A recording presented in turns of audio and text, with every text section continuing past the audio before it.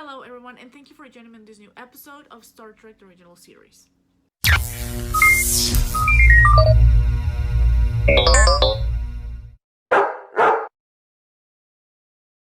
Okay, so today's episode is Season 2, Episode 3, The Changeling. Now, this episode was the last episode I made a poll for, so I had the first episode's list, and then I had to choose between Bread and Circuses and The Changeling, I don't know if this is the right pronunciation of this episode, and The Changeling won with 67% of the votes. So, this goes to YouTube reaction videos. For today's episode, I am only gonna have water because I've been eating so many biscuits right now I'm about to throw up. This is Robin, and Flash is asleep in front of me. If you like my content, please don't forget to subscribe to my channel. You can also follow me on Instagram, and if you really want to support this channel, you can also become a patron. I will leave the links in the description box below. So, let's get this done. The response from Malurians, Lieutenant. Malurians. Long-range sensor sweep of this system reveals no sign of life. Oh. And the Cymbeline blood burn does not act that swiftly. Captain, shields What just is that? snapped on. Something heading in at multi-warp speeds. Ultra warp. What is that? Extremely powerful bolt of energy, Captain. Is it a missile? It's going to hit. Oh my god. Oh, that was a strong hit. I've never seen the helm shaking that much out of some sort of attack. Changeling. I have no idea how I'm pronouncing this. Pulsing this first attack reduced our shielding power 20%. Oh. And that we are under attack by an unidentified force. Oh my god. Helmsman, Unknown, Captain. Nothing within sensor range. What's shooting that? That's our target, Mr. Sulu. Prepare photon torpedo. Oh man. Torpedo away. Direct hit. No effect. Oh man. Absorbed full energy of our torpedo. They're coming full tilt at them. Weight 500 kilograms. Shape roughly cylindrical. A capsule? Intelligence does not necessarily require bulk, Mr. Scott. Captain, This message is a sort of binary, extremely sophisticated, compressed, carrying several channels at once. Can you decode it? it's mathematical. Yes, one symbol. The symbol repeat. Sir, that isn't in the Starfleet code. It's an old-style interplanetary code. They're sending us a mathematical message requesting language equivalence. They're trying to communicate. This is really cool that they're trying to communicate through math. This is amazing. It is impossible to come aboard your ship because of the size differential. Non sequitur, your facts are uncoordinated. Spock, you come with me. Scotty, you too. Dr. McCoy to the transporter room. Maintenance crew C5. Wow, this is so crazy. It's happening. Okay, that's the capsule. Is that a ship? What is that? We are from the United Federation of Planets. Insufficient response. All non sequitur, your facts are uncoordinated. No, I don't think anybody's in there. Yeah, it seems to be giving like memorized responses. I have the capability of movement within your ship. Scary. This way.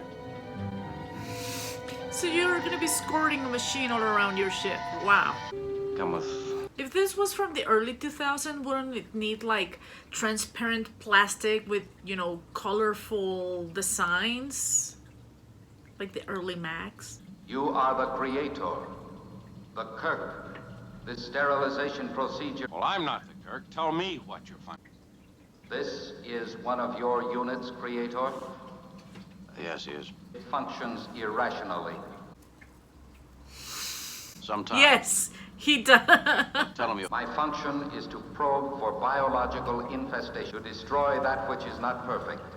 I Oh. am NOMAD. You should definitely get rid of that, like right now. Why do you call me the creator? Is the usage incorrect? Do you answer a question with another question? I don't know if Sing should be, like, meddling with it. Did you wish anything?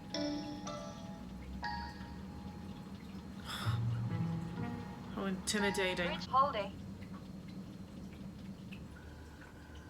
Why would you turn your back on it?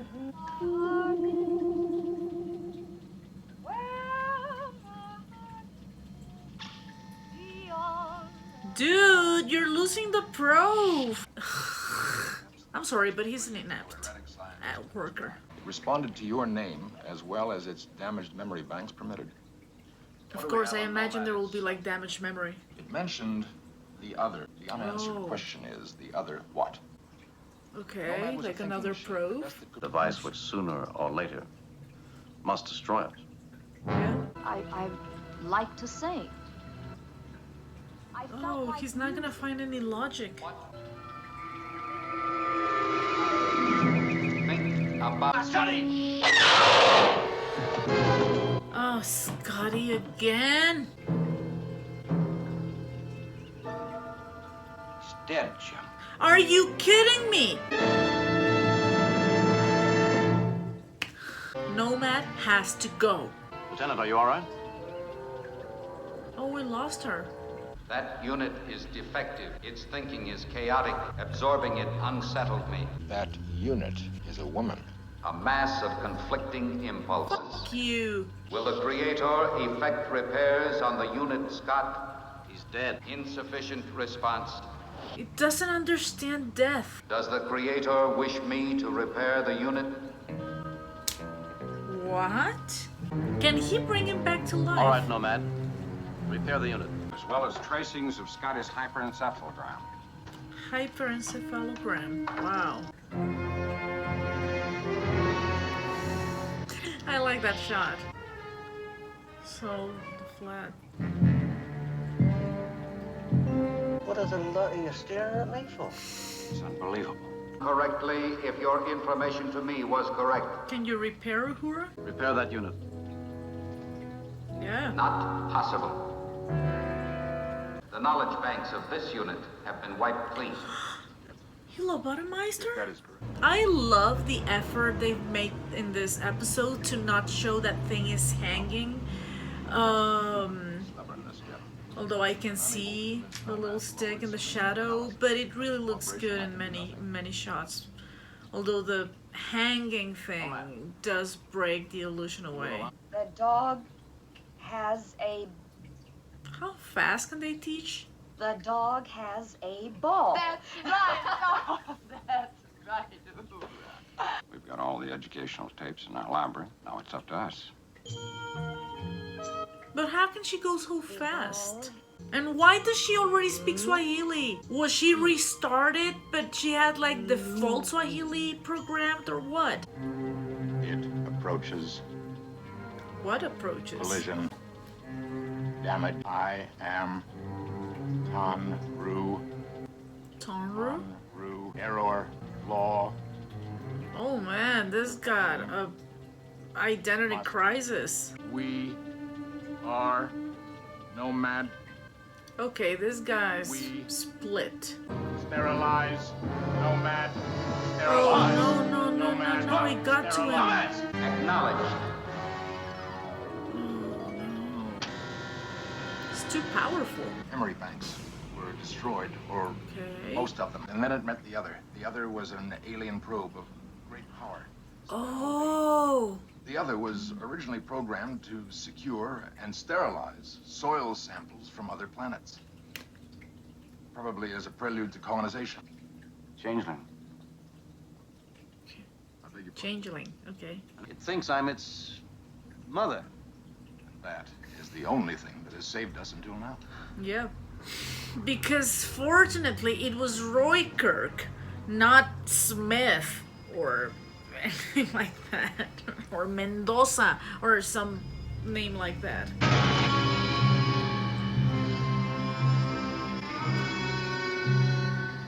It didn't stop it. Oh no! Bye bye red shirts. Oh no. this is serious. This primitive matter-antimatter propulsion system is the main drive. Aye? Inefficiency exists in the antimatter input valve. I will effect repair. Is he improving the ship? Is there a problem, Creator? I have increased engine efficiency 57%. You will destroy my ship. And the guards have vanished. I must assume they are dead. You killed 2 of my... Creator, your biological units are inefficient. But nobody asked for your I told you who and opinion. what you are. I'm a biological unit and I created you. Non sequitur, biological units are inherently inferior. This is an inconsistency. NOMAD. I must re-evaluate. What is it gonna reevaluate? Reevaluate? I suspect it is about to reevaluate its creator. Oh no. Unwise to admit to NOMAD that you are a biological unit. In NOMAD's eyes, you must now. And we've shown it the way home. Mm-hmm. And it will carry out its prime directive. Sterilize. Sterilize. And we're just gonna stand here without any sense of urgency. Now it apparently means to return to Earth. It would automatically destroy all life. How do you get rid of it?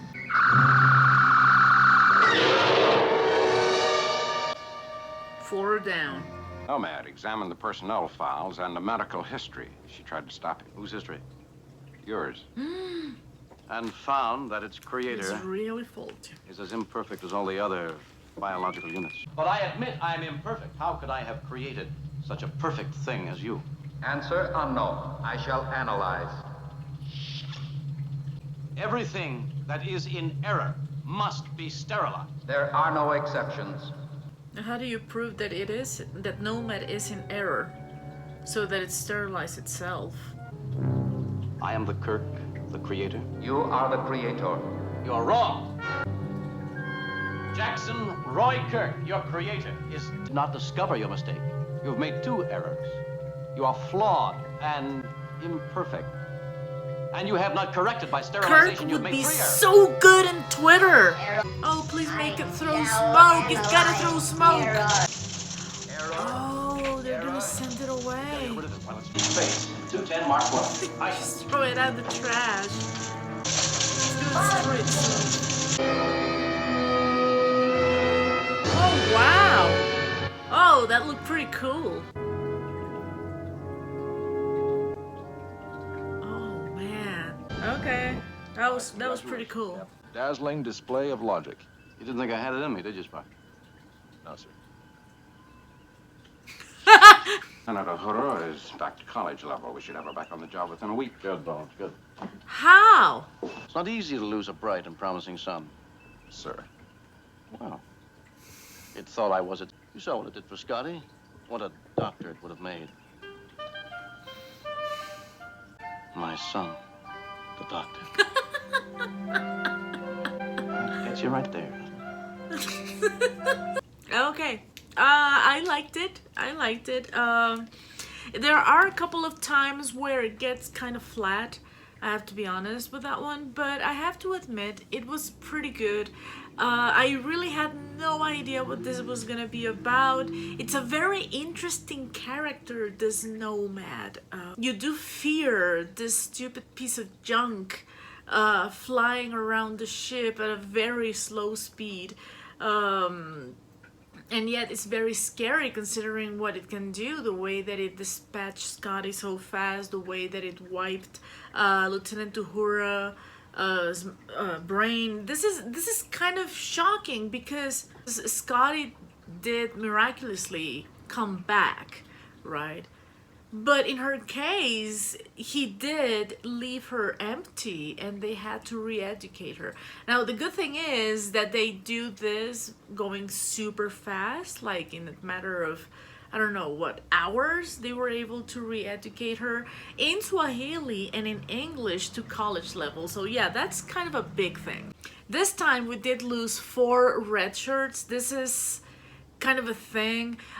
We saw parts of the Enterprise from angles that I hadn't seen before. For example, the engineering room.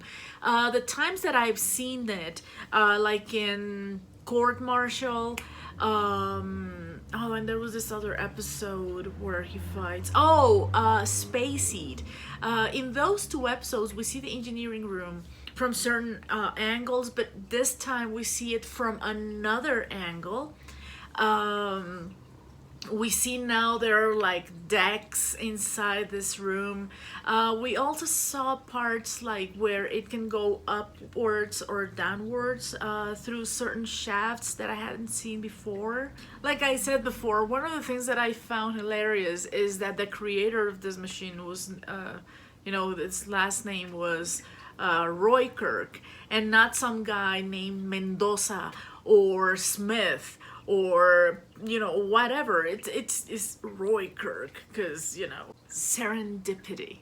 I see that many of the shots were kind of obscured in order to hide the little pole that is hanging Nomad around. It was kind of very, very visible in some of the shots. I suppose that probably it was less visible back in the time when it was broadcasted on TV. But yeah, here was kind of a visible thing. What I find amazing is that this very small machine had the capacity to throw blasts that will easily take out the Enterprise. I mean, it couldn't take more than 3 hits.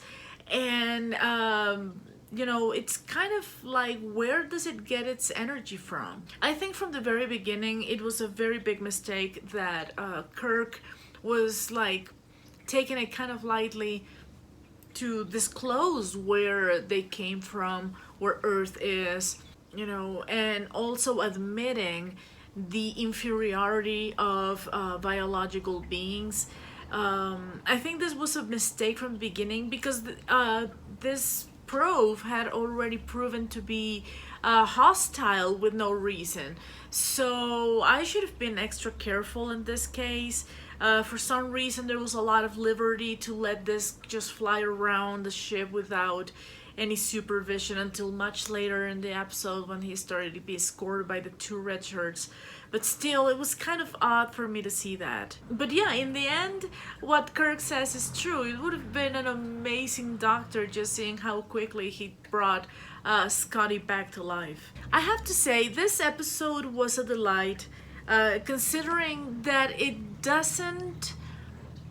the science that it's being used here, like for example this way of communication between Nomad and the ship, that at first they do not reach a point of understanding until they finally get into mathematics by using a binary code to communicate. This is something that back in the 60s, it didn't treat people like, in a condescending way. They will just punch you in the face with science, and I really like that. This not condescending way to talk to your audience, and just shoot it straight. This is why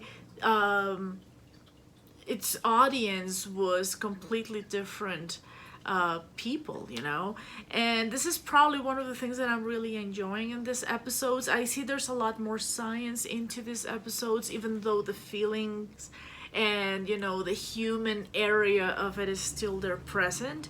But I like the fact that everyone in the ship has the knowledge. For example, Uhura being quick to decipher many things, but still kind of being reduced to an empty book because of her irrationality, because she is a woman, as very clearly stated. I think from the first season, I really criticized the fact that Kirk seems to be kind of easygoing in many aspects, sometimes because the person in question is his friend, like Gary from Where No Man Has Gone Before was, or the way that the man trap, he doesn't take action immediately. He doesn't take action immediately with Charlie X either. In this case, he seems to be doing the exact same thing. And for example, in Balance of Terror, I think he got even less damage from the Romulans. And he was already declaring war and going into battle with this Romulan ship. And in this case, he lets this probe that has already attacked them even worse than the Romulans did. Oh yeah, welcome in. I don't know what they were expecting, like little man coming out of this probe. Or what, but when it turned out to be a machine, I would have just dumped that thing back into space, you know. It was kind of unsettling. I don't know, it just kind of made noise to me when, I mean, they received a lot of damage. And, you know, when you see this many movements in the camera and this big bolts of energy coming at you, and that your fire power is not enough and it's actually being absorbed, that's something that you shouldn't be just, you know, like, oh, well, that happened.